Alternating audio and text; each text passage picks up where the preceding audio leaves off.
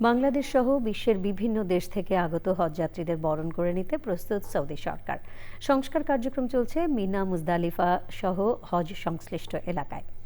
বাংলাদেশি হজযাত্রীদের শতভাগ ভিসা সম্পন্ন হয়েছে বলে জানিয়েছেন ধর্মমন্ত্রী।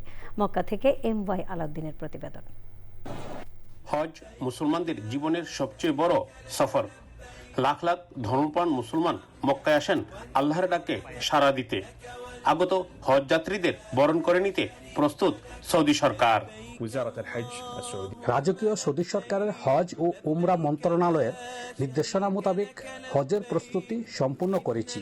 আধুনিক ও প্রযুক্তি সম্পূর্ণ ব্যবস্থাপনার মাধ্যমে হজ যাত্রীদের জন্য উন্নত মানের ট্রান্সপোর্ট সুবিধা, মিনা মুজদালিফায় শীতাতপ নিয়ন্ত্রিত তাঁবু, পর্যাপ্ত পরিমাণ কর্মী নিয়োগ, ক্যাটারিং কোম্পানি কর্তৃক হজ যাত্রীদের খাবার পরিবেশনার সময় হাইজেনিক ব্যবস্থাপনা তদারকি করার জন্য উচ্চ পর্যায়ের কমিটি গঠন করা হয়েছে।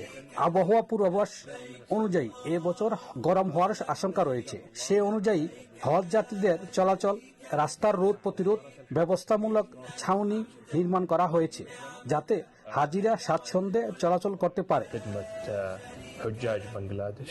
কথায় নয়, কাজের মাধ্যমে ভালো হজ ব্যবস্থাপনার পরিচয় দিতে চান বাংলাদেশের ধর্মমন্ত্রী। দক্ষতার পরিচয় কি, ফলে পরিচয়।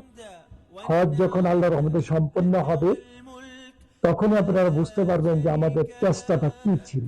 আগামী হজ আমরা হাজিদের পাশে থাকবো। মক্কা মদিনায় আবাসন, মিনা, মুজদালিফা, আরাফাত ময়দানের প্রস্তুতি তদারকি করেন ধর্মমন্ত্রী। সুষ্ঠু হজ ব্যবস্থাপনায় বিএনপি, সাংবাদিক ও সামাজিক সংগঠন নেতৃবৃন্দের সাথে পরামর্শ করেন তিনি। নিজেরা সরজমিনে গিয়ে যা দেখেছি, সেখানে হাজী সাহেবদের যাতায়াত ব্যবস্থা এবং ওনাদের জন্য পরিবহন ব্যবস্থা এবং আবাসন ব্যবস্থা, যেটা আমরা দেখেছি যে অত্যন্ত সন্তোষজনক। আমার বিশ্বাস এই বছর এয়ারপোর্ট থেকে হাজী সাহেবেরা উনি হজ শেষ করে ফেরত যাওয়া পর্যন্ত সর্বাত্মক পরিমাণ আরামদায়কভাবে ইনশাআল্লাহ হজ সম্পূর্ণ করতে পারবে বলে আমরা বিশ্বাস করি।